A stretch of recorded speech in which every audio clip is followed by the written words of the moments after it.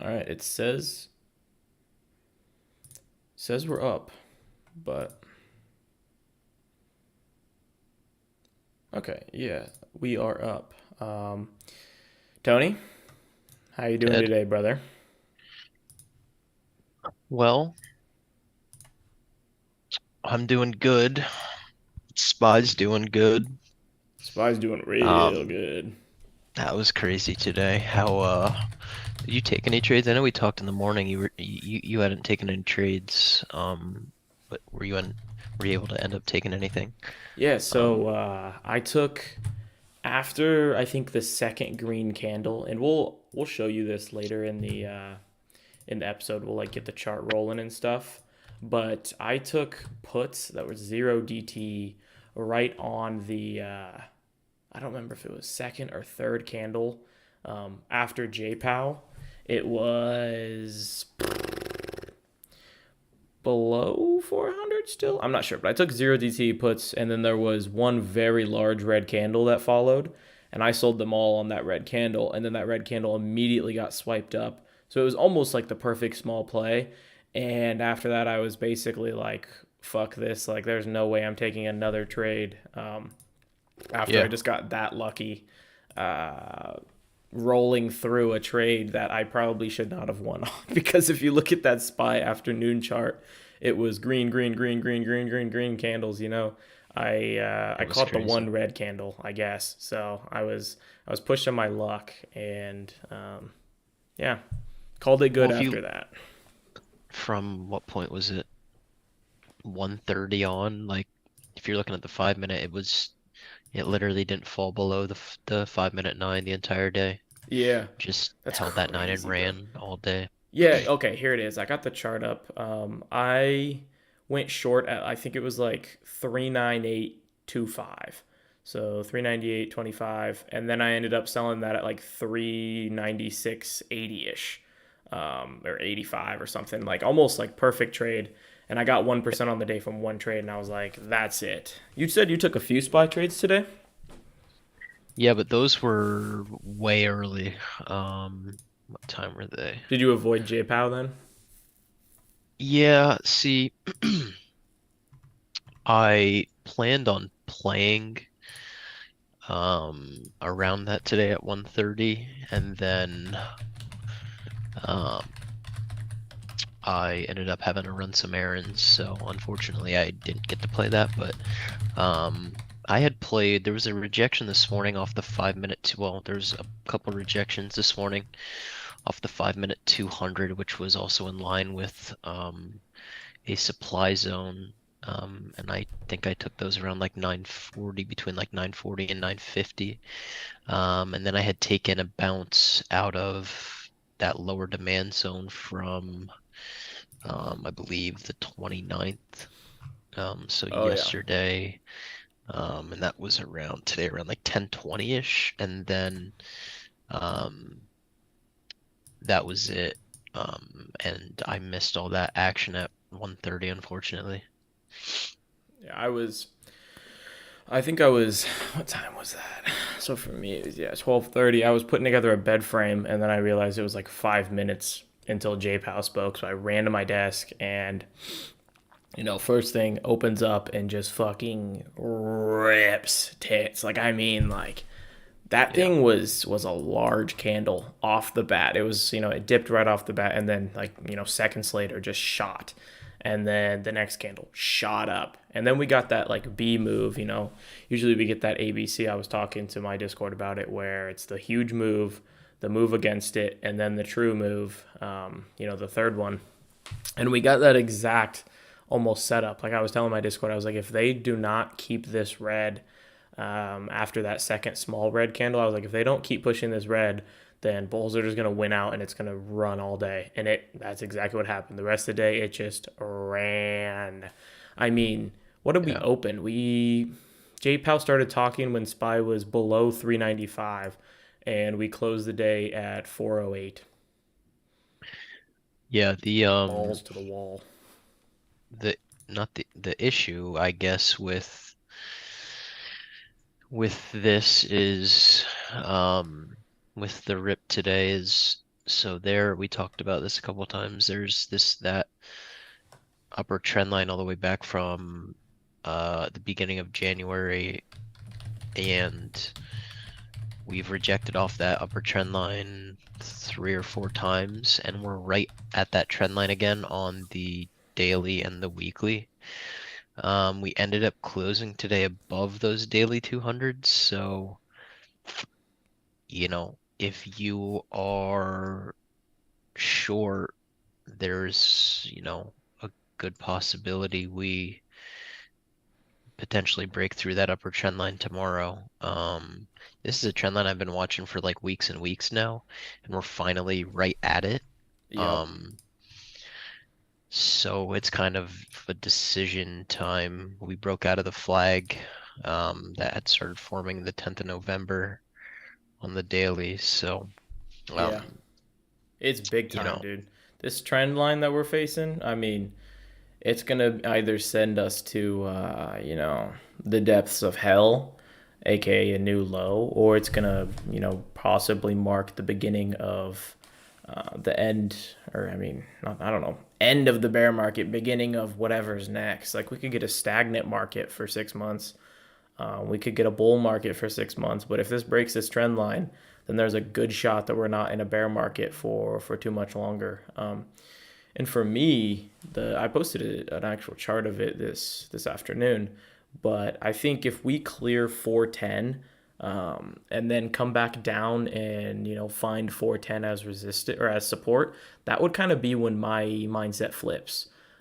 If we don't find 410 as support, then I would kind of have a different mindset, as in like, oh, this might be trappy. Like, say we run to 415 tomorrow, I would feel real uncomfortable about being along until we come down to 410 and we bounce off of 410 again to the upside. Then I'd feel super comfortable being long, and that's probably when I'll look to add a lot of long positions in my IRA because I've been kind of a stickler about keeping those that cash for a while, but I'll deploy it when I feel like the bear market might be coming towards an end. And that would be a 410 confirmation above, in my opinion. yeah, if you look at the weekly too, I'll just share my screen so we can. yeah, if you share well, you might not be able to see it. If you look at the weekly, we're set up for a triple cross to the upside. Oh, are you talking with the 920 and 200? Yeah. Okay, I'll pull Um, up. Let me yank this one up. This one will have the triple cross on it then. So here's the nine. Oh no, I gotta go to. Sorry guys, I gotta get to scalp set up here. And then this weekly we'll have what you're talking about. Yeah, right there. yeah, so you guys can see that cross um is set up here. You did get the 9 and 20 are basically stacked on top of each other. Mm-hmm. Um, and a cross on something like the weekly can be pretty lucrative. The last time we had a cross was back in the end of March, and it was a cross to the downside, and SPY proceeded to drop 100 points almost. So, yeah, a Yeah. cross to the upside, like you were saying, could signal that, potentially this bear market we've been in is coming to an end. Yeah, let me so here's my other kind of setup here. Here's the daily. This is the chart that I posted. I'll basically just redo it in front of this here. Um I don't like this being. Yeah, there we go. So then you can zoom in and you can see how this is like there's been three perfect tops in this exact area on this trend line, and now we're literally right in that exact spot. Like, I mean, almost to the exact cent. Like, we closed right on the black line that aligns with the top of this wick, the top of this candle. Like, it is to the exact cent is where we close. And so I feel like tomorrow's open is probably going to be super, um, telling on how it's going to react to this because a lot of times people expect daily rejections to happen immediately. Like people will expect, um, to see the rejections on the 5 minutes. Sometimes the daily rejections take days and days and days. And we're going to talk about what JPOW said and how we feel about the fundamental side of the market. But this rejection could take the whole like entirety of next week. Like we could pop up to 415 up here, and then completely get rejected, and then the weekly could still have this downtrend intact. It's not to say it has to happen tomorrow, it has to happen Friday, it has to happen Monday. We have a little bit of time here, but it does not look good for bears right now. If you just see this candle, like this candle looks like it's ready to bust this trend line. It already busted the 200, which was pretty massive in the past. You can see here, the 200 was the top for that part, and we're through the 200 right now. So there's a chance we head into the bull town after this week or after next week even. Yeah, it would guess it would kind of also align with the end of the year, potentially heading into the new year, um, where this current market we've been in is coming to an end and maybe potentially starting the year off fresh. So it's really gonna all depend on those higher time frames like the weekly and the daily that we're talking about right now. You have to pay attention. Like you absolutely need to pay attention. Because when you so something like if you use the 50 day moving average, the weekly 50-day moving average is right above that upper trend line. That's a significant level. There's a good chance you see a rejection there, at Yep. least a short-term rejection. Or if we do get this triple cross, there's a triple cross signifies a change in trend. So, and like we just said, last time we got a triple cross with the 9, 20, and 30 on the weekly, we dropped 100 points. Mm-hmm. Now, I'm not saying that if we get a triple cross, we're gonna run 100 points and move to 500. That's not what I'm saying. But you just have to pay attention to these and be aware of these and just always watch multiple time frames, really. Yeah, I mean, if you go back and you check out the history of this triple cross, like the last time, like you said, it happened, it dropped almost that 100 points, and then you can see it happened right here on the COVID crash, which I mean, obviously the COVID crash happened so quickly that they didn't drop much afterwards. Like I think this candle closed at 269, and then it went to 228, so solid 20%. But after this triple cross happens back to the upside, which is kind of a situation we'd be in now, SPY closed at $300, and then we ran all the way to 480. So it's not to say we don't see something similar to one of these where the market switch is indicated by that triple cross, and then it just rallies to new high. I think this is probably a good time to talk about the option swing that I have in my account as we speak. And let me go to the daily for this. So I bought this on Monday, I believe, and what it is it's kind of just a longer dated SPY puts position. And I think right now might be the perfect time for anyone who's not in the trade because obviously I'm in my Discord and I trade in there on a daily, and so people saw that trade while I was in the Discord. But if you're not in the trade, I'm down 30% or better. Like I have a couple different expirations. They're both 375s or 370s are the two strike prices I have, but the expiration I have is January 6th of 2023 and December 30th, I believe. But that doesn't matter. All I mean is, a month out, 2 months out, SPY puts. Your betting is really, really nice risk reward here. You're betting on a rejection on this trend line that has held strong for two straight rejections in a bear market where inflation is not decreasing as of right now. What I mean by that is we're not ready to pivot on the rate rises yet. We need to completely stagnate the inflationary rate rises before the pivot actually happens, and we have not done that. That's not happened. We're looking at slowing the hikes, but we're not looking at completely pivoting yet. And even so, like after the pivot, historically, SPY has had a lot of downside. So right now, your possible bets are you can bet that SPY is going to break through this after SPY has already rallied from 350. So 350 to 410, you can bet that it breaks and rallies continue, or you can bet that this trend line holds and you have a lot of room to the downside. And I felt like the right bet was, have a stop loss somewhere above this trend line and bet that this moves to the downside. And if this moves to the downside, we have a lot of time. I'm looking to hold until mid December. I'm looking to hold, maybe even towards December 20th, something like that. But all I'm looking for is a rejection on this trend line. If this confirms above 410, I'll be completely out. So if this breaks above 410 and then comes down and uses 410 as support, I will be completely out of this trade. But for now, I feel like it's a decent opportunity to short the market in this position. Be ready for a fake out within a few days. Pop above 410. And I think there's a chance if this triple cross is not fully, because we've seen it right here where the triple cross looked like it wanted to happen again, and then it didn't, and it flowed down. And we saw it here too. It was almost about to happen, and then it broke down. And those are both the positions where that trend line was tapped.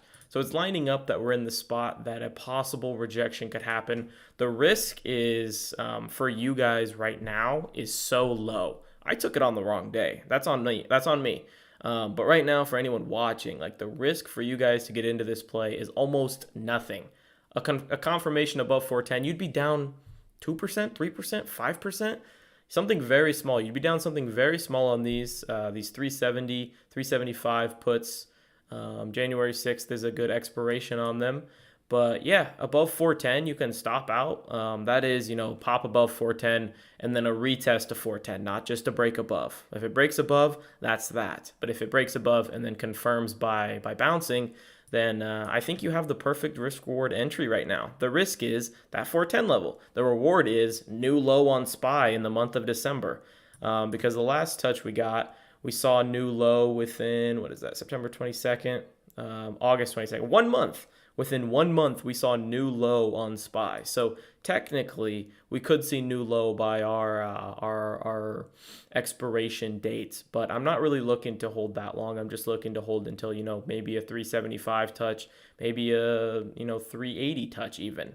That would put me pretty decently in the money. So that's my option swing. Tony, what do you feel about it? What are your technical opinion on it? Because I like hearing opinions, even if you don't agree. I like we talked a little before we hopped on. I like your position for a couple reasons. One, like you touched on and we've been talking about. I know it's repetitive, but just what we're seeing on the daily and weekly time frames. Um, Now I'll play devil's advocate a little bit. Like you were saying, if we do break that upper trend line, and kind of confirm above that, um, and continue, working our way up, I think that's probably when you'd look to exit that. Another thing to look for is if you do see that triple cross confirm, and you touched on the fake outs that you'll sometimes have with those where they're right there. They look like you're about to get across.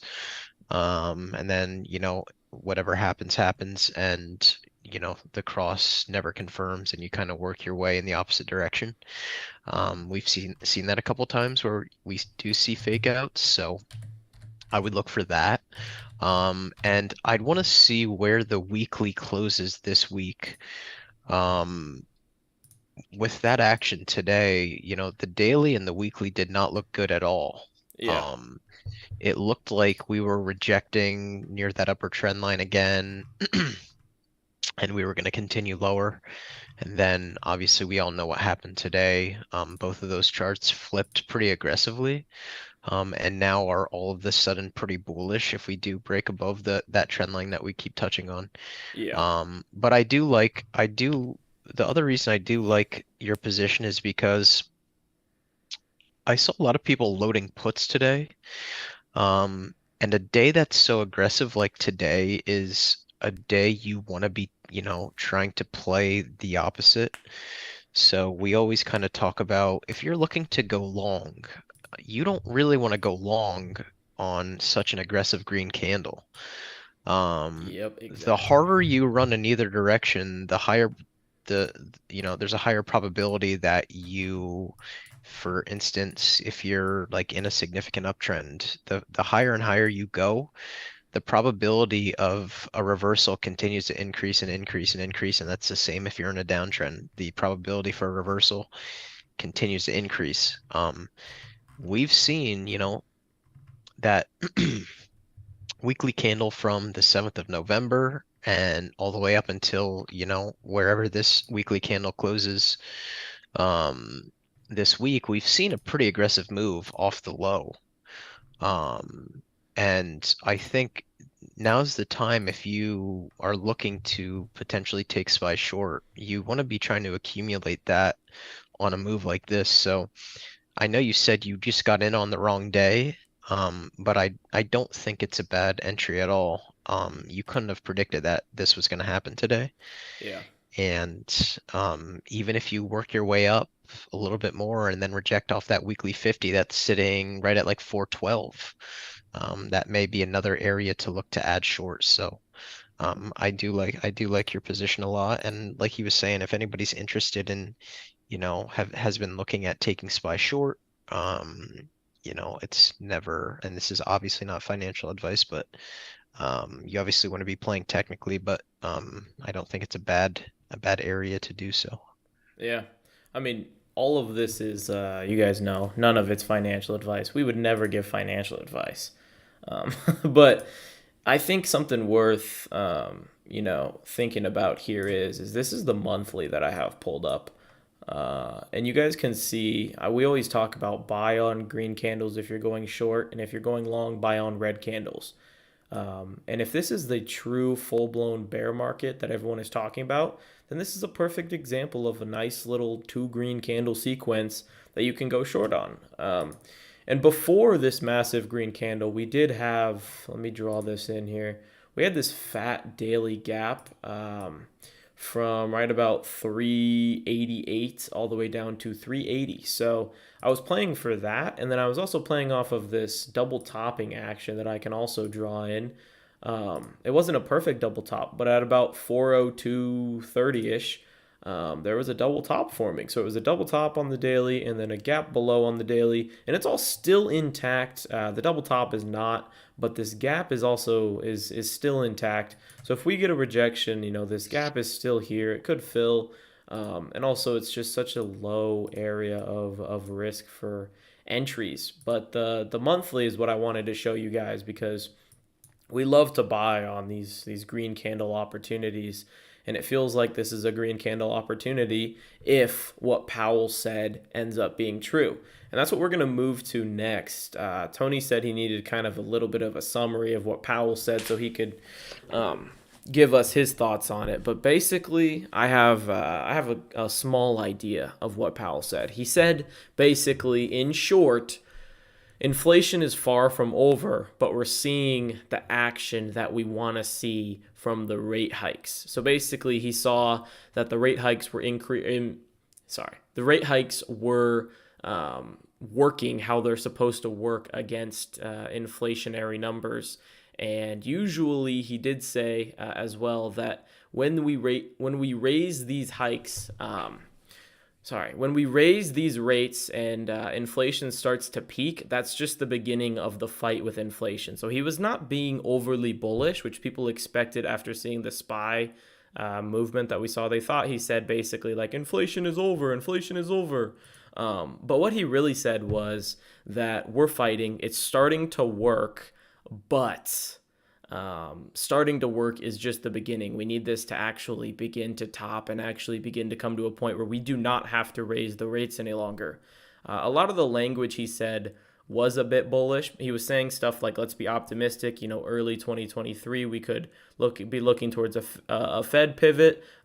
December, we could be looking at slowing the rate hikes. So basically, that would mean a possibility of a 50-point rate hike instead of a 75-point rate hike. So he was saying some bullish stuff. But as we talked on the last episode, we know that historically pivots are not a great point to buy the market long. Pivots are actually a great point to buy the market short, because most of the bear market action comes after the pivot. But what do you take of Powell saying that kind of stuff and just kind of being a bit overly? I don't want to say, he seemed like he was using bullish language, but the stuff he was saying, so like his delivery was bullish, but the words he said and the actual content was bearish, if you get what I'm saying. Like he was saying like, "Oh, this looks Yeah. nice," but then throwing the hammer down of basically it's not so nice with the facts.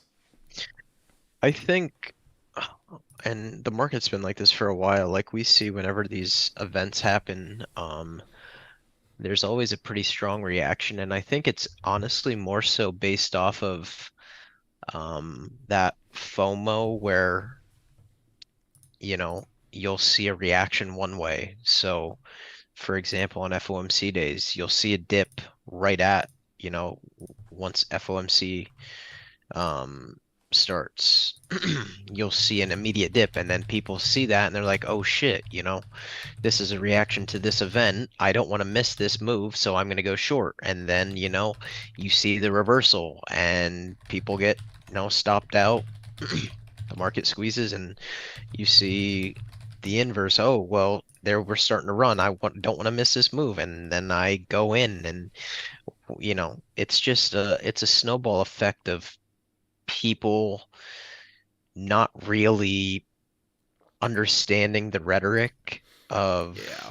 what's being said, and instead of understanding like, okay, he said inflation's not over or nowhere near over, um and like him just being vague and saying, oh well, the rate hikes are working how we expect, or et cetera, et cetera. It really at this point doesn't matter if it's bullish rhetoric or bearish rhetoric. It basically all comes down to what's the reaction in the market, and what is, everybody is seeing these immediate reactions to these events. Like you'll have the reaction is right when the event starts, nothing's even said yet. Yeah. So like the event, it's the Yeah. event itself. You know what I mean? It's the event itself. You'll see the reaction right when these like FOMC days, you know, you'll see a reaction immediately Mm-hmm. before anything's even said. So it's more so like you have to know when these events are going on. You have to know that, okay, there may not be a whole lot of logic behind a move in either direction, but you just have to understand it's the event itself that is creating the reaction. So I know I kind of went on I rambled a little bit, but I don't think that, like, just based off what you said, he's clearly stating, inflation's nowhere near over, which is not good. But we saw the reaction today just simply based off, some of the other things, some of the other material he said. So Yeah. I really think it more so comes down to, because the stock market has not made sense for 3 years. Mm-hmm. It comes down to, whatever the reaction is to these events, whether it makes sense or not. Um, and that's kind of how you have to play these. Yeah. For me, I feel like a big thing was he didn't sound overly bearish. He sound super bearish in the past. He said things like this could be a multi-year fight. And, he said a lot of stuff in the past that led to massive drops. And his comments today were more so like, we're finding a turning point. We're seeing this work the way that it's supposed to work. It was him praising the Fed. It was him giving them a pat on the back. And investors obviously found that to be extremely helpful and extremely making them feel comfortable. investing right now, because there's not been a lot of comfortability investing over the past 6 months to a year. A lot of it has been, people feeling uncomfortable, people taking their money out. But today kind of inspired a bit of trust in the market, and I think that that's pretty big going forward if that can hold. If that trust in Powell and the Fed and what they're doing with inflation can hold, because we haven't seen it hold. We haven't seen it hold. And he said some stuff that he thought was going to be bullish. We've had some meetings where it seemed like they thought that what they were going to say was going to push the market up, and then it didn't work out the next few days. So we're going to see throughout the next few days um, if this move is fraudulent, if Powell's comments and the move that followed were fraudulent, or was his intention and was his wording correct? Like, is this possibly a turning point? Is this a corner for the markets? Um, yeah, we're gonna find out. I wanna take a pause here for a second and thank everyone for tuning in.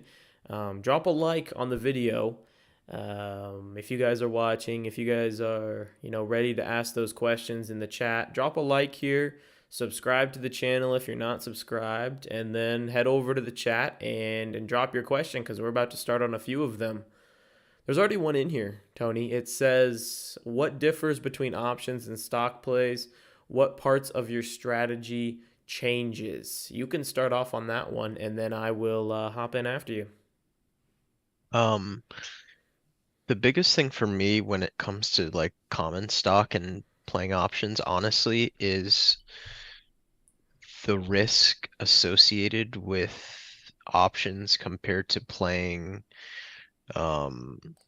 just common stock. So for a while, I was strictly trading commons before I moved into options, and I would like scalp momentum stuff early in the morning, whether it was pre-market or, right at the open or throughout the day. The biggest thing I noticed is your strategy has to, um, be tweaked a little bit in terms of risk management. So, for example, we all remember, well, most of us remember, when penny stocks were hot, you could buy something for $1.30, say, and you could buy that penny stock and right away implement a hard stop where, okay, maybe you know, see that stock has really strong support at $1.25. You bought this at $1.30. You see it has really strong support at $1.25. A break below that, and that's where you want to exit, Yeah. which is very minimal risk. And that kind of gives you a peace of mind, like, okay, I'm buying this. It's very low risk. If it doesn't go my way, so be it. I'm not going to take a major hit. My account's not going to get blown up, et cetera, et cetera.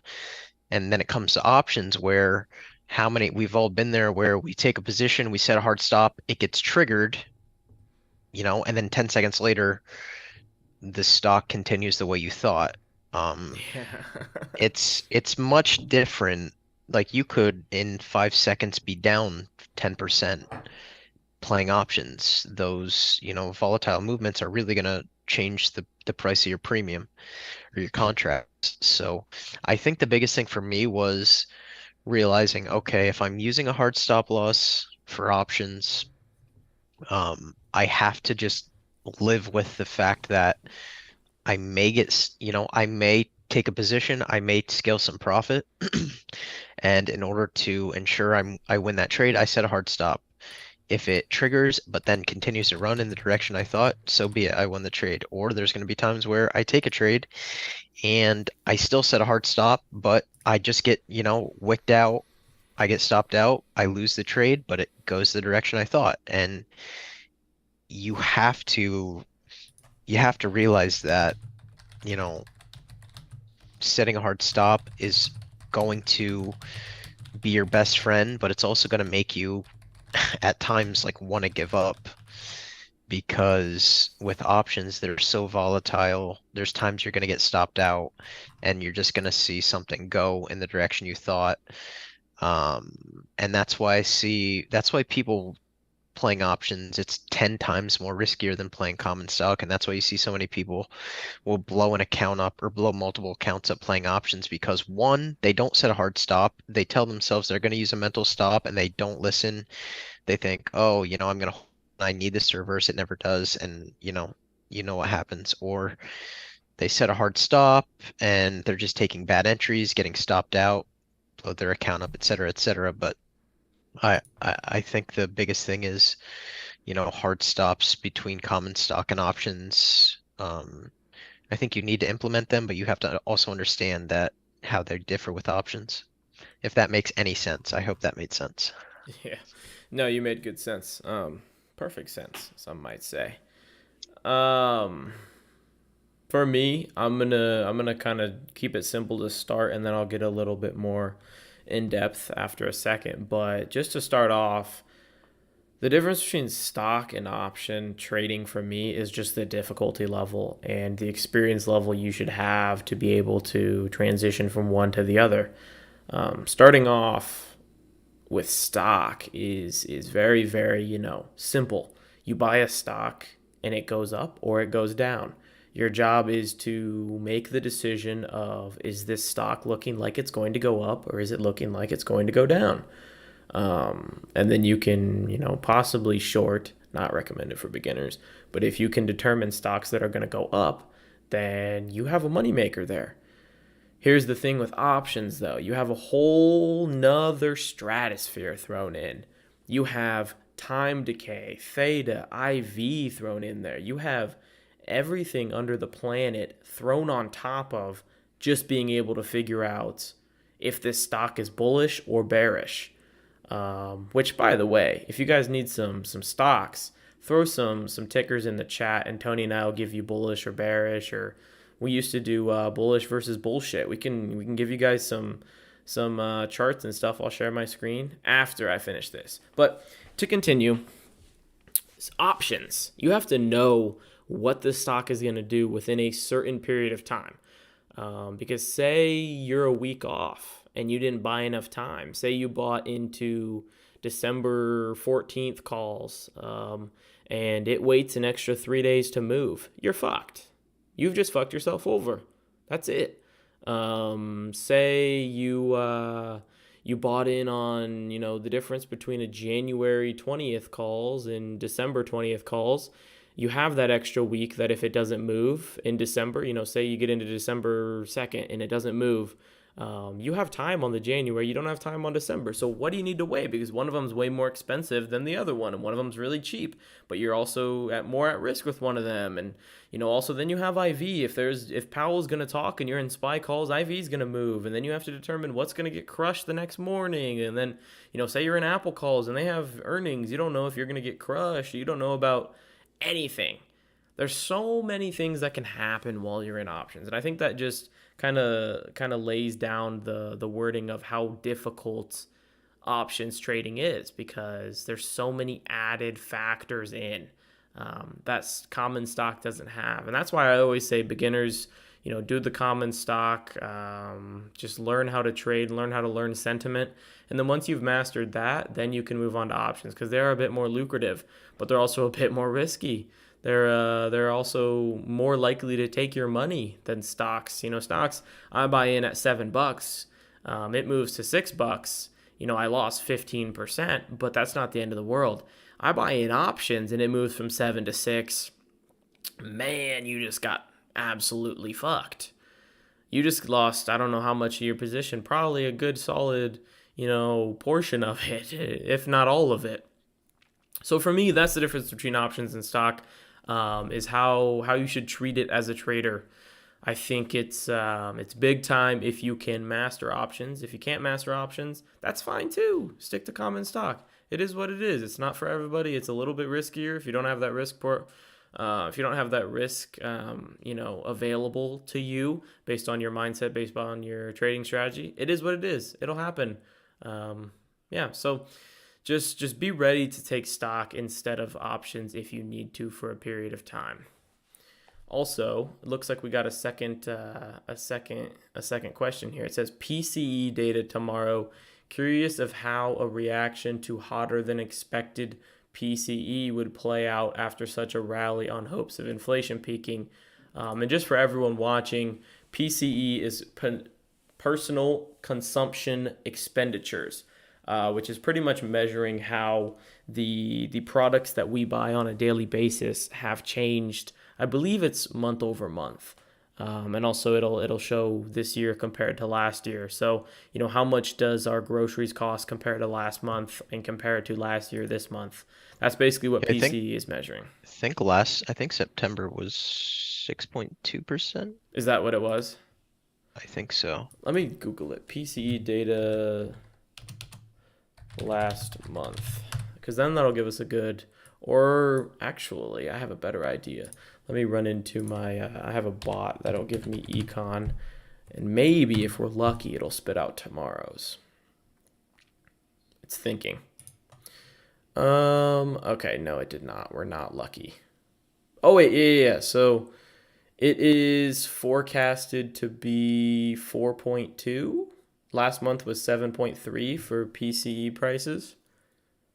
That's what I'm seeing. I don't know if that's what it actually is. That's just what I'm seeing. But Let me look. if it comes in hot, like say it comes in like we talked last time, we talked about was it CPI last time and whether there was kind of like a barrier in there. I think there could be a barrier in there for PCI as well. So if it's expected at 4.2 like I saw, then coming in at 4.4 would probably be the cutoff for it to do bad things to the market. Like say it comes in at 4.4 or 4.5, we're probably likely to see some crazy shit to the downside.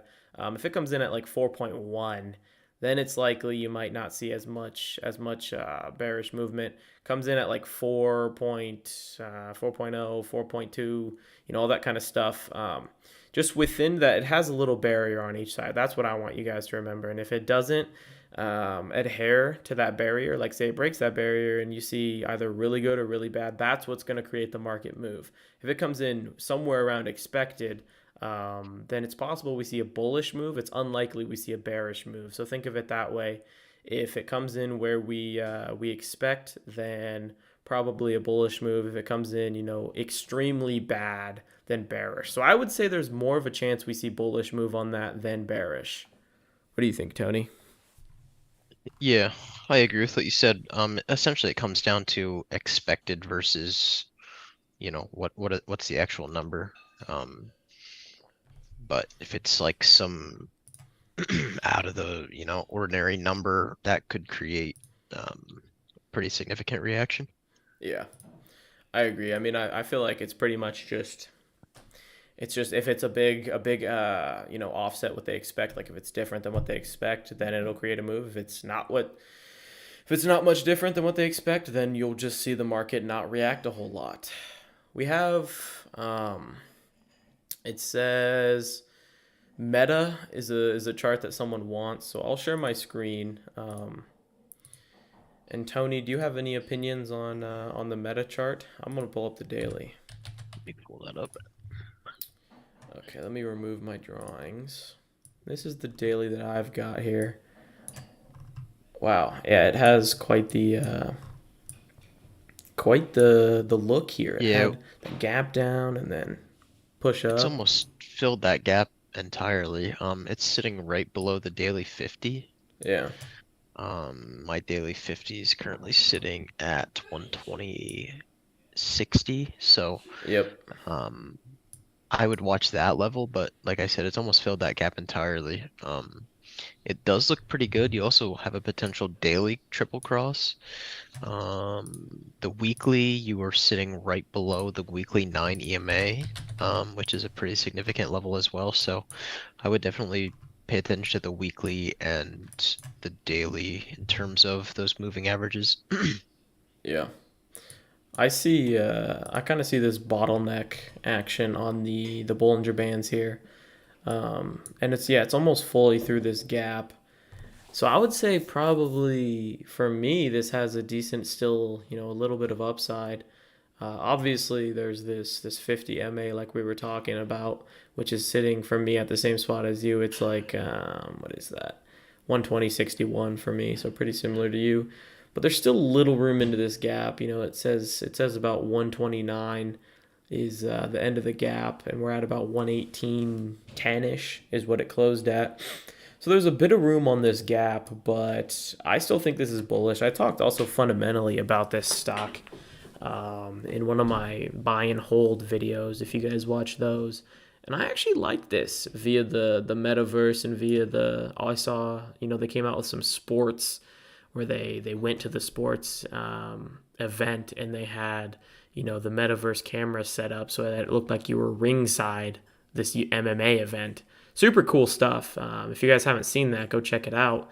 There's tons of articles. All you gotta Google is like Meta MMA event, and you can see like there's videos of people who actually went there, and you can check out what it looked like, so you guys can determine if it looks like garbage to you or if you think it looks like something that's promising. But technically here, this looks pretty solid. At the minimum, it's got room to about 123.50 because that was a previous low.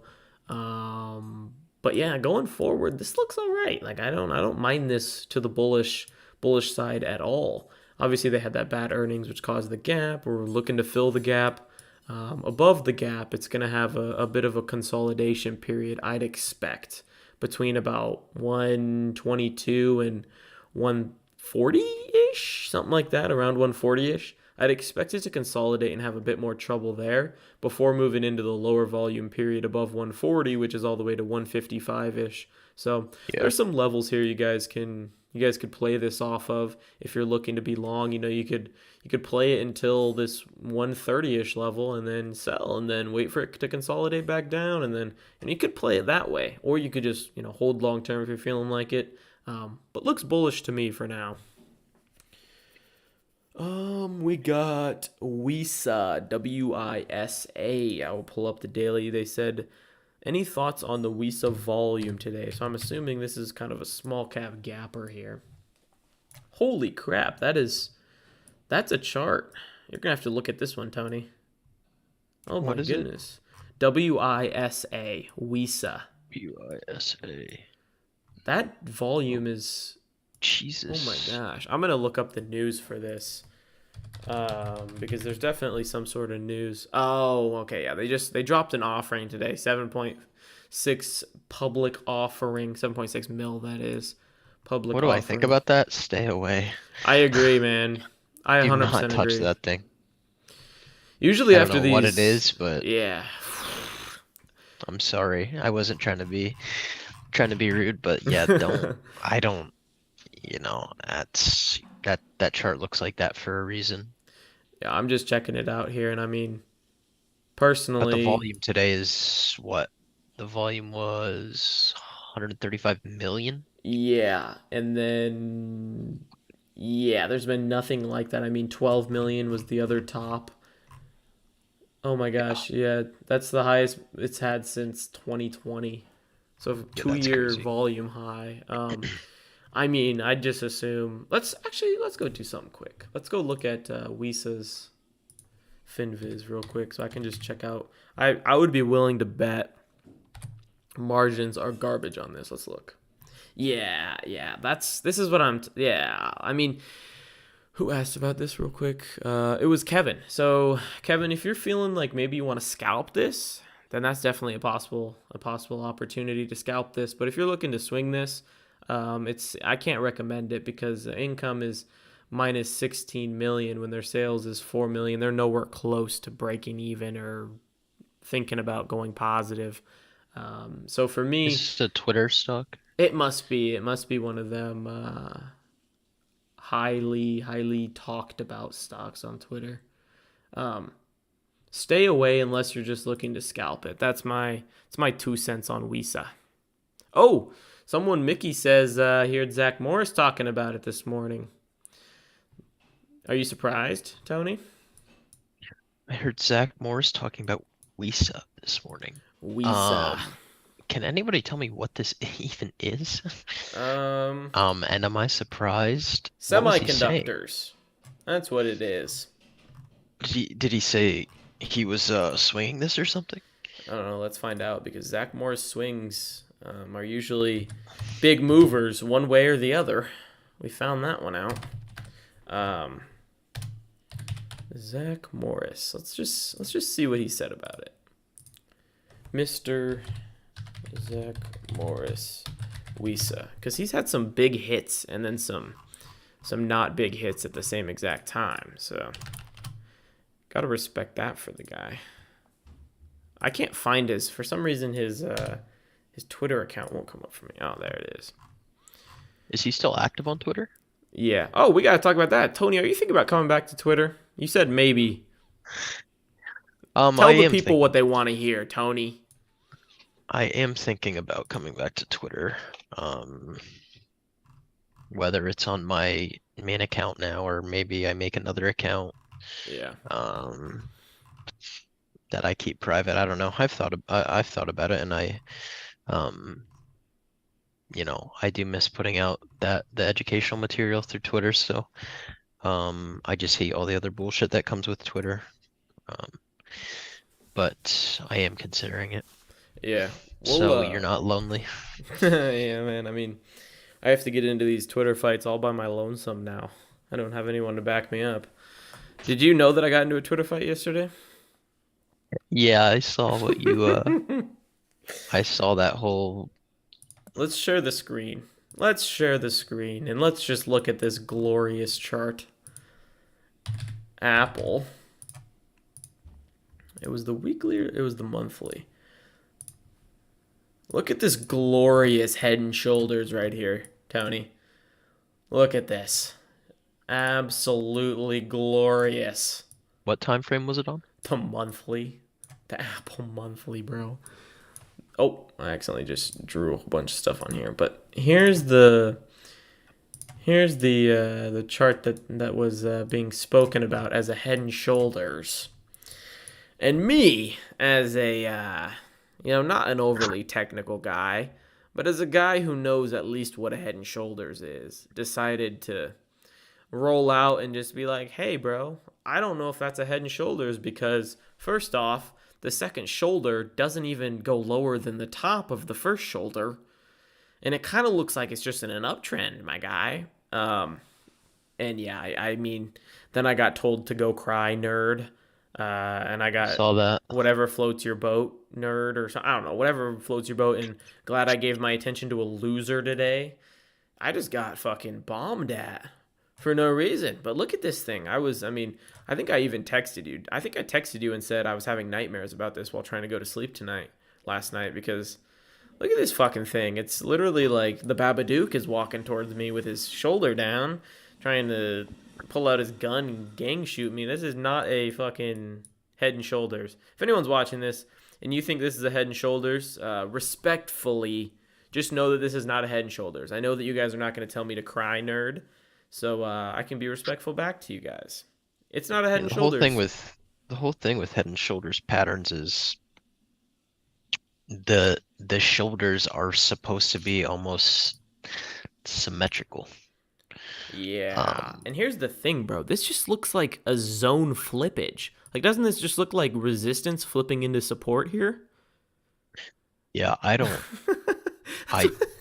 I don't Oh, it made me understand. laugh. I don't understand that at all. Is what it So is, though. I mean, I don't want to talk too much about it. If I keep talking like this, I'm gonna convince you not to come back to Twitter. gotta keep. We want, dude. Oh, we need to do our Christmas gift thing. Our Oh fun yeah. section here. Um, I don't know if anybody in here's ever watched or listened to, I should say. It's called Bussin' with the Boys. It's a podcast. It's with two NFL players, Taylor Lewan and Will Compton, their names are. I don't know. They always have guests, so I don't somebody's probably heard of it. But they always do something called tier talk where every episode they pick a different topic and for instance, the last one they did was they rated like the best Thanksgiving sides and they'll go from like 3 to 1 Oh what they man. think is the best and then they kind of just talk about it. So um Teddy and I thought it'd be kind of fun to mix something in like that. And I think this first this first one we're gonna do is Christmas gifts in terms of like what like your favorite gifts are to receive, I think, right? Yes, sir. So, do you want me to go first or you want to go first? So let me get this straight. We talked about this before. We do an honorable mention to start, Yeah, and then we throw an do honorable mention in, three, and then we do two, and then we do our best and one's overall your gift. one's your like what your favorite thing to get is for Christmas. Okay. All right. Yeah, you go first.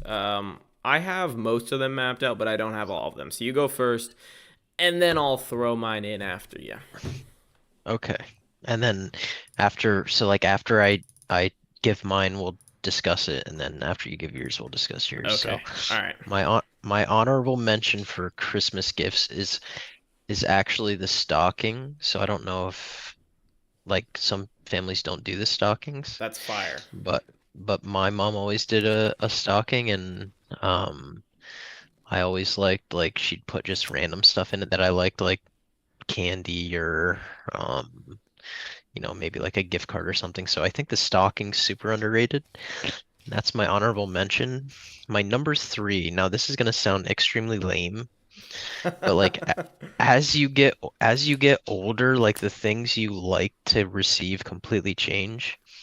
So like right now, for me, like anything to do like furniture or like anything for the house Okay. is, All right. that's like stuff. I mean, I like that kind of stuff. So, My wife would agree uh, with you there. yeah, so that would be my number three. Like I said, it sounds lame, but It's that's not just lame gonna kind because of, like that's where you live and you like want that shit to be nice and you want to like yeah, have new stuff. So I can respect that too. yeah. My number two is anything cooking related. So, like last year, my mom got me a Dutch oven, Mm, and everybody knows I like to cook. So, yeah. um, that's my number two. And number one is it has to be clothing. So like Clothing. specifically like like I love Carhartt stuff. Yeah, dude, we were just talking about that. Carhartt is the fucking bomb. Yeah. Last like Um, 10 years. so that's my list. Like I said, if I was 12 years old, it would have been Xbox, Nerf gun. Nerf gun, Dude, I don't know if anyone's iTunes our gift age, card. but fucking the Vulcan. I wanted that so many years in a row, the Vulcan Nerf gun. Oh my Yeah. gosh. Maybe that should be my honorable mention. The Vulcan Nerf gun. All right, dude, I think your list is pretty solid. That's what I would have expected out of you, though. Like, I would have Yeah. expected something cooking, something clothes. I wouldn't have expected the furniture stuff, but I would have definitely expected something cooking and something clothing. Yeah, what they do too is like everyone will go around and give their list, and then you can only give a one word like response of what you think. So like for example, if you give your list right now and I think it's dumb, I'd be like lame or something like Oh, that. your list? Okay, one word to So you'd have describe to your list. one word. Expected. That's a good one. That's exactly what I would have expected. Well, that's more than one word. I just need to shut up and say my list now. Honorable mention on my list is underwear, dude. I genuinely enjoy to receive underwear. That was almost on mine. Like my dad a few years ago got me what's the Duluth trading underwear? Mhm. Oh my gosh, man. Like it genuinely feels like I'm not wearing underwear all the time Yeah. now. And so like that is big time on my list. Like it would be different if like someone bought me tidy whiteys. Like I would just like not be interested. I'd be like that does not deserve the honorable mention spot. But Yeah. like a solid underwear that like is like not the cheapest thing people can find. Fucking honorable mention. I'll take it anytime. Um I know my number one. I'm debating between my two and three being switched back and forth. All right. All right. All right. Three, I really like to receive books. I think books, because it's like, it's like somebody like gave you something that you can spend time doing, and I think that's fucking cool. Like It's I can, thoughtful, yeah. yeah, yeah. Like my mom and usually my dad would always buy me a book, but it would be like their book for me. Like it would be like a different book because they were like different people. Like my dad would buy me something that was like, like he's like super into like educational books. So it would be like something that was basically like learning about yourself or like making you question stuff in life and just like be thinking. And then my mom would buy me like, like a fiction book that was like about wizards fucking traveling dimensions and shit. Just fun stuff. So I like Yeah. books. My number two is money. Dude, I think money's a great gift. It's not thoughtful at all, but it lets me get whatever I want. Like, I can go and buy literally anything with whatever. If you want to give me, because my grandma will always send me like 20 bucks. And like, I just always find that super nice because grandma just bought me and my wife coffee this weekend, or Yeah. coffee and breakfast this weekend. Like, I find that super cool. And then my number one, I think the best gift I could ever receive, and I have received it, and I think I'm going to receive it again in the future, is tailor-made like recipe books. Like family, I think I even just said this today. Like I got my wife, since I recently got married, her family gave me the recipe to their Italian sauce or whatever.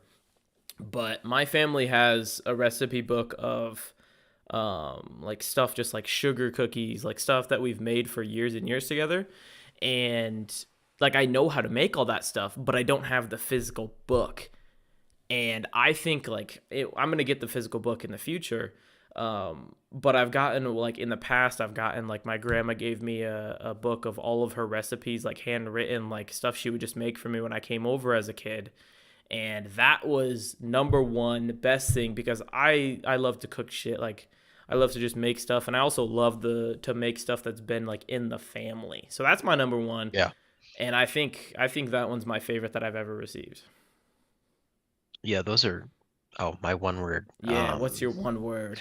My one word would be probably mature. Like very, Mature. that's that's very like adult stuff. That's Yeah. like I know both of ours were like very, that's just kind of stuff adults like. If a 16-year-old was watching, they would be disappointed in us. They're probably like, that's the worst. Yeah, you guys are fucking Why would you lame. want underwear? It's true though. There's nothing better than new socks or new underwear.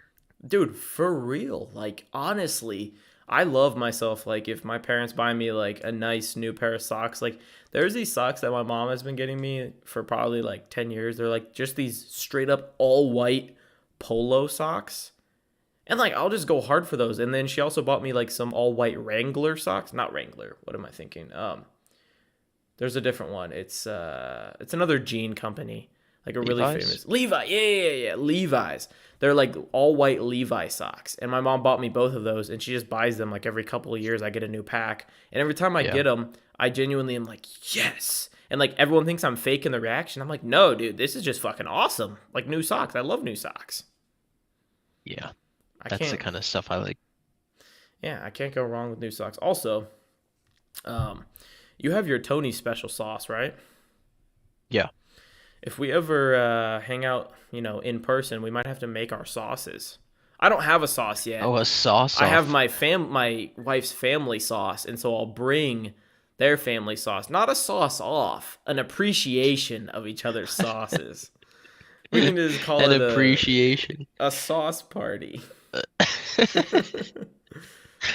Oh, Uh, my yeah, my sauce is a little different than like a typical um Italian sauce. Like some of the stuff I put in it is like way different than what's an example? You don't have to drop the entire recipe. What's an example? an example would be the fact that I put like um vinegar in it. Oh, white vinegar? So yeah, Okay, and a that is little bit different. of apple cider vinegar. Okay. Um, it just it it adds a little, something to it. Little spicy, little A little kicky. tang. Yeah.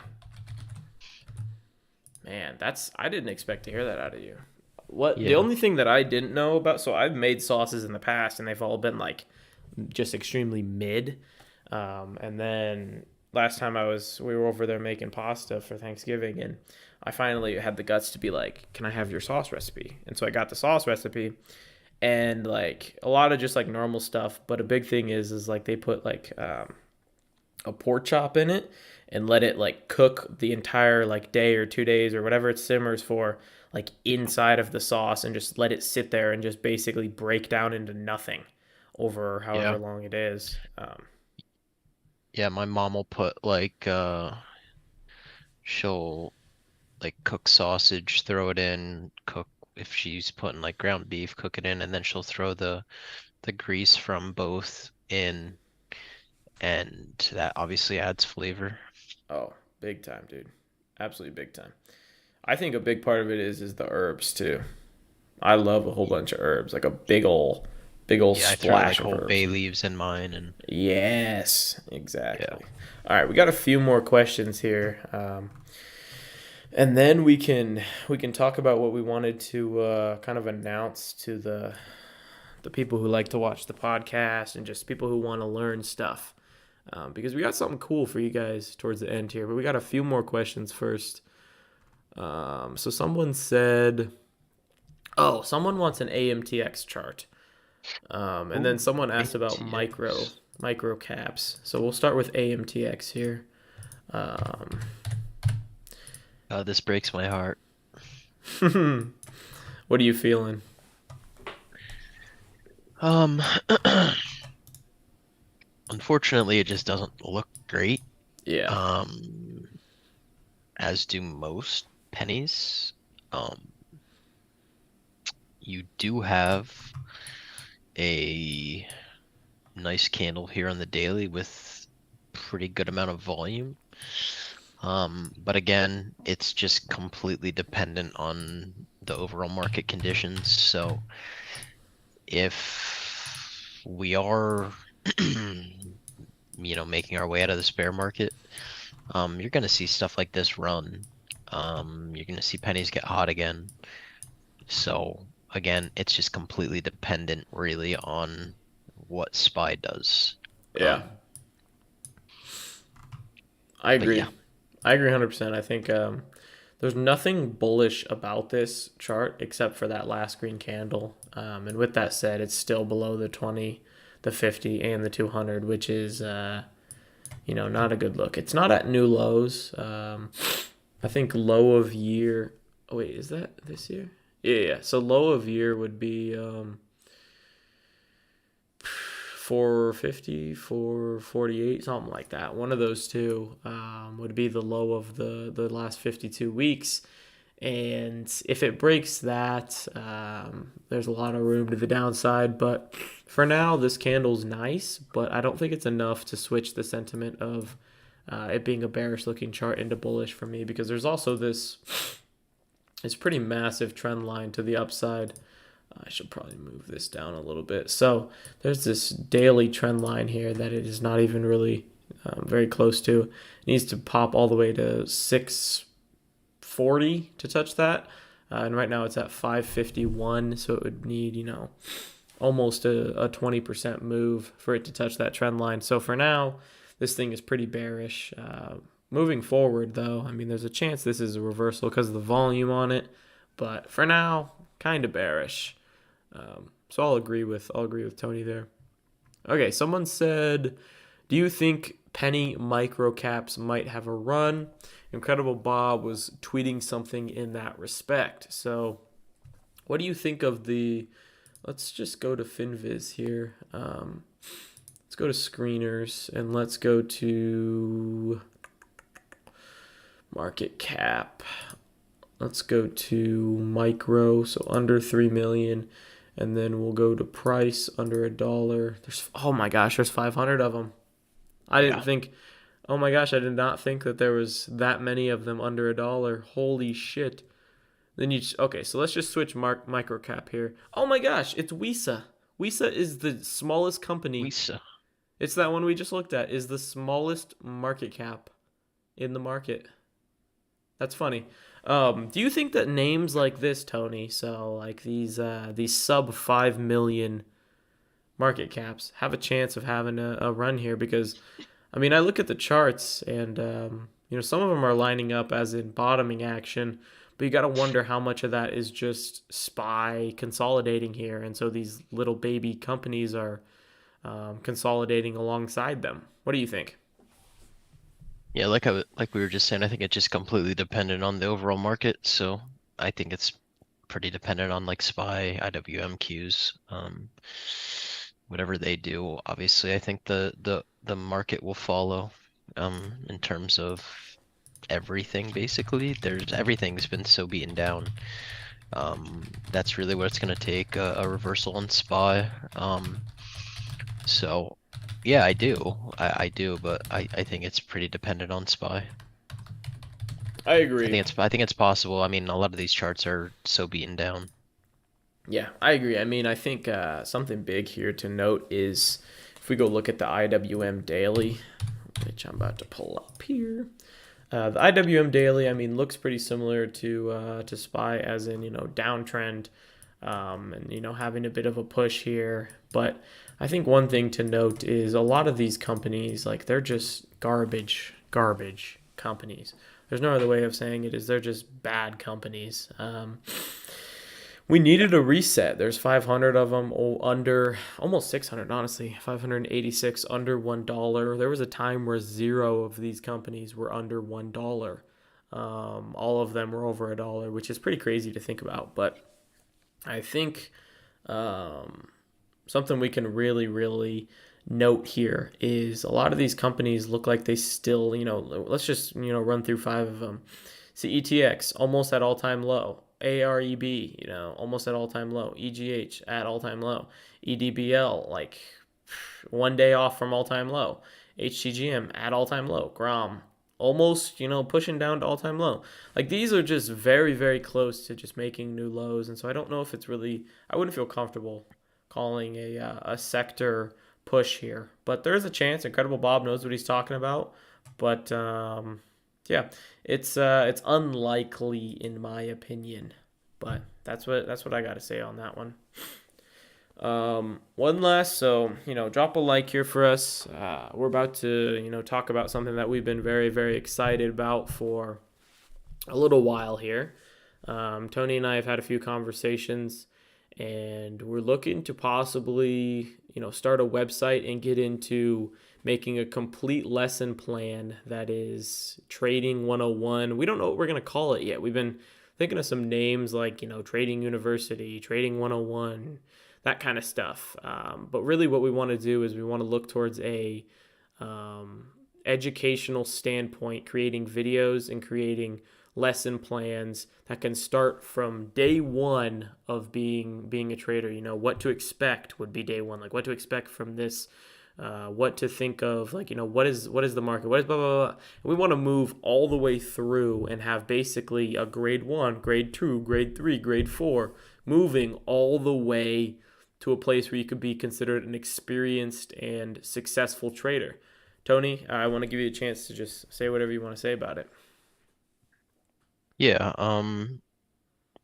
so I know Ted and I talked a little bit a couple days ago, and it's something I've wanted to do for a while, where, whether it's a Discord or it's a Discord and a website, or it's a website or it's a YouTube channel, whatever, or maybe it's all three, where, maybe a couple times a week we do some live seminars where maybe each month it's a different topic, or every Monday it's a different topic, and every, in a series, maybe 4-part series. So, for example, say we start with like something like supply and demand.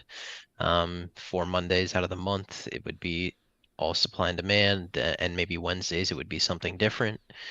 Um, and then we do some written stuff on weekends, and just completely education based. I think we want to create something where a centralized kind of environment where we can create material and it'll always be there for people. And the problem, so we've done a very large amount of educational material already.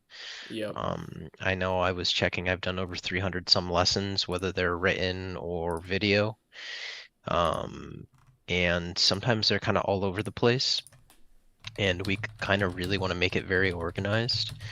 And again, we want it to be strictly like education based. And one of the issues we see with Discords is, you know, everybody has a different level in terms of market knowledge. So I may put something out this weekend in terms of supply and demand where there's a majority of people that already know that.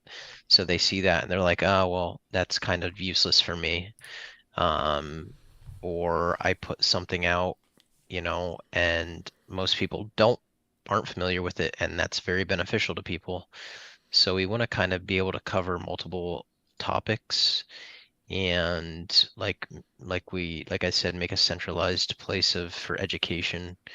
And we always thought like why why do we have separate Discords?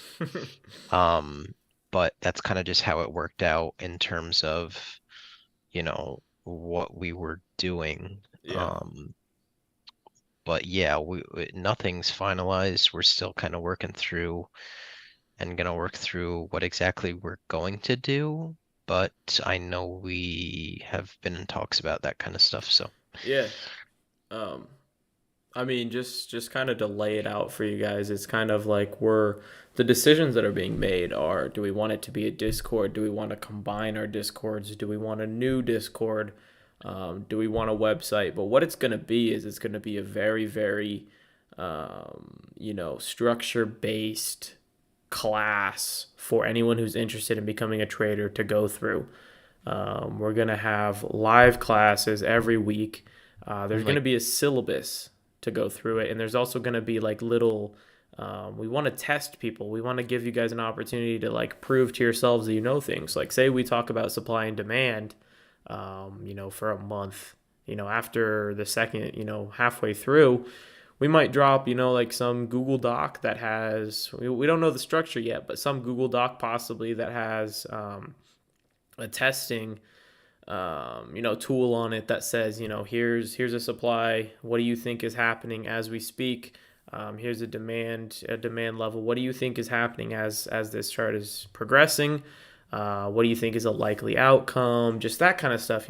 Is this bullish? Is this bearish based on what you're seeing from the lessons we've given out? And it's going to go in a very, very, step one, step two, step three. So I think it's probably going to be very beneficial for people who, want to jump into learning, but they don't need to hear about, how to decide if you want to be on Webull, Robinhood. They don't need to hear that stuff. They can skip ahead. We're going to talk about some very, very beginner stuff. We're going to talk about, what is an order? What is some language that you need to know? WW means worth watching. Calls mean you're bullish. Puts mean you're bearish. We're going to talk about some of that stuff. But eventually, there's going to be a place where you can click. I'm at step 3, and I need to move on from step 3. And then also there'll be the seminars. The seminars will be recorded and they'll be posted. Tony and I both love education a ton. And so I think it'll be a really good place for people who are, already at a decent place to progress their trading, and also people who are at, step 1 to progress their trading.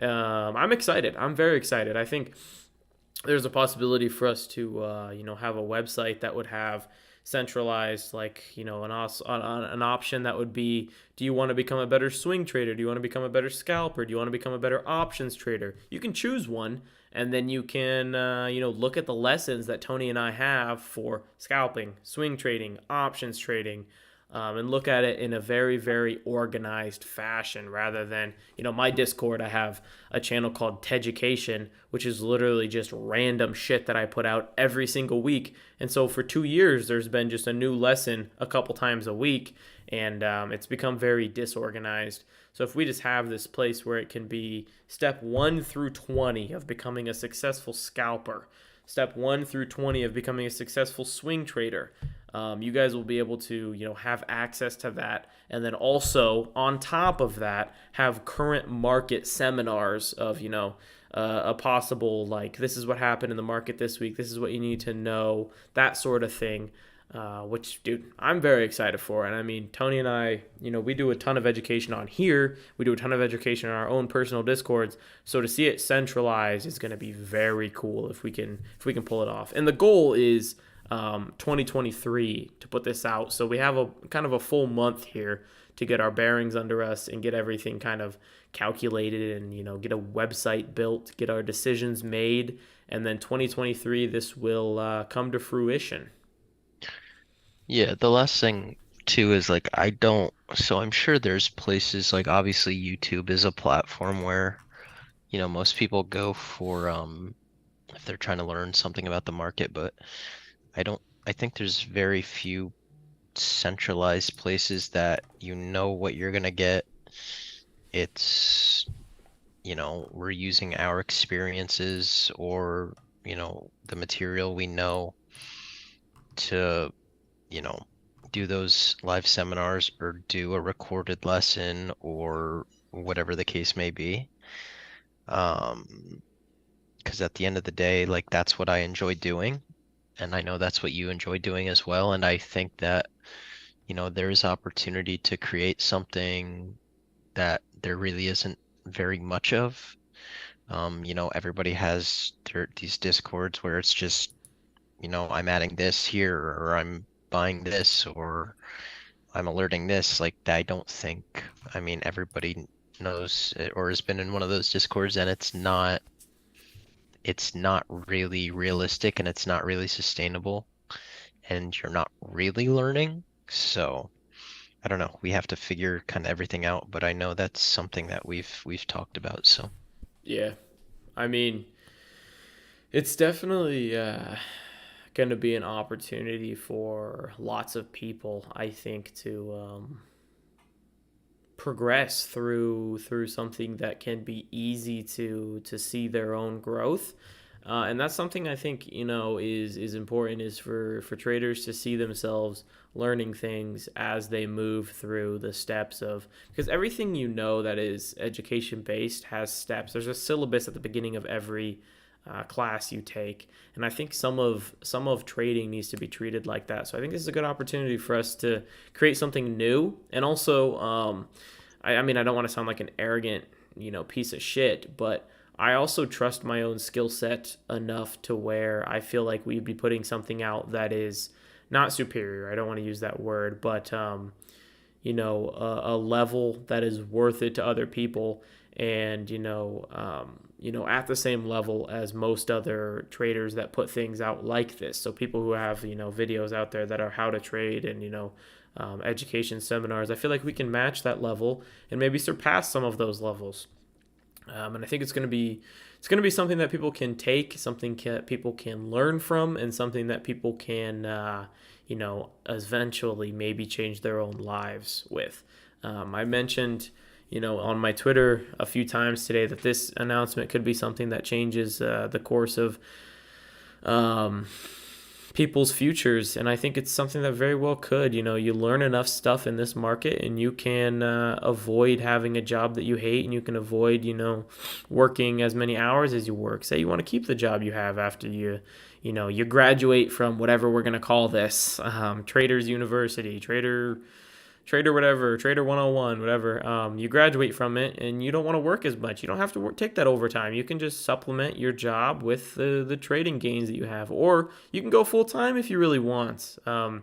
Whatever it is, guys, we just want to help you guys out, and I want to give every single person who could possibly want to learn something new about trading an avenue to learn something new. Whether you're day one trader, I want to teach you why Webull is better than Robinhood. I want to teach you why you should have a trading view and be looking at charts on there every single night. I want to teach you why candlestick charts are better than line charts. And then I also want to teach the traders who are at step 5 why supply and demand is such a great tool. I want to teach you guys why consolidation can be looked at as something that is a technical 6 out of 10 setup. I want to teach you guys why a head and shoulders is a head and shoulders, or why this head and shoulders is not a valid head and shoulders. I want to teach all of you guys that. I want to teach you guys how, if you're looking to become a fundamental trader, I want to teach you guys why a PE ratio and a forward PE ratio are very, very different, and what the differences are, and why you should value them at a different level of, this is important or this is not as important. You want to have different levels of that. I want to teach you guys why PS is not as important as PE. I want to teach you guys why quick ratio and debt to equity ratio are very, very related. I want to teach you guys why how a CEO speaks in the public eye matters to investors, even if they're not looking at it. I want to teach you guys why employee count matters and all of this stuff. I want to teach all of you guys that stuff, whether you're level 1 and needing to know about Webull, whether you're level 10 and needing to know about, the deepest fucking depths of an options chain. I want to teach all of you guys that, and I know Tony shares that same exact passion. And I think we have something special here that we could definitely push into that realm of teaching everyone multiple things. So I'm excited. 2023 is going to bring a lot of big stuff for us. We're going to work on this website for now. We have a month to do it. We have a month to really get into it. So, Tony, I'm excited, man. I think it's going to be a fun time. I think it's going to be a good tool for a lot of people. Yeah, I'm really excited as well. I know this is stuff I mean, the education stuff is stuff we've been doing for a long time, and I think, if we can do it together, because we talked yesterday, there's stuff that I know nothing about. Yeah. In terms of financial stuff, know very little about, and there's maybe stuff that I know that you might not know a whole lot about, and then there's Mm-hmm. obviously stuff we both know about.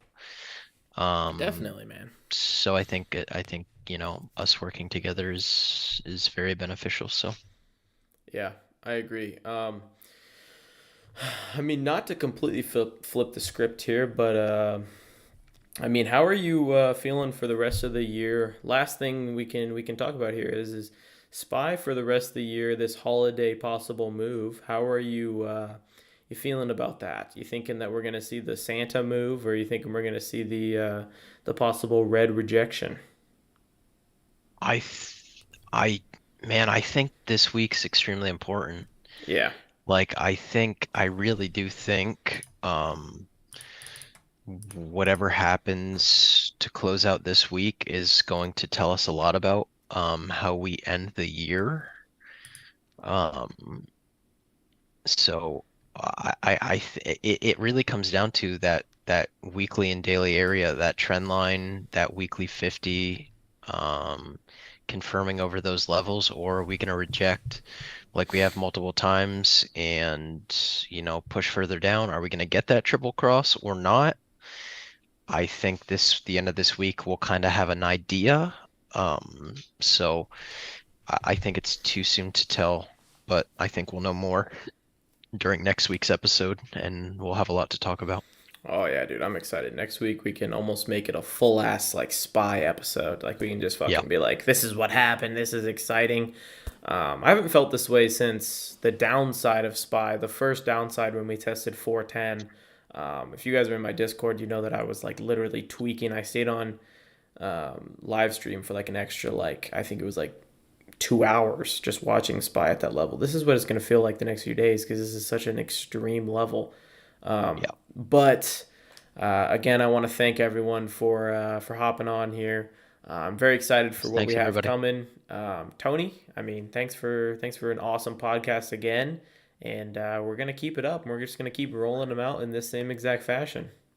Yeah, thanks, everybody. And I hope everybody had a good holiday. So, um, we'll look forward to talking next week. Yeah, sounds good, guys. Thanks for tuning in, and yeah, we'll see you guys next week for a very exciting episode.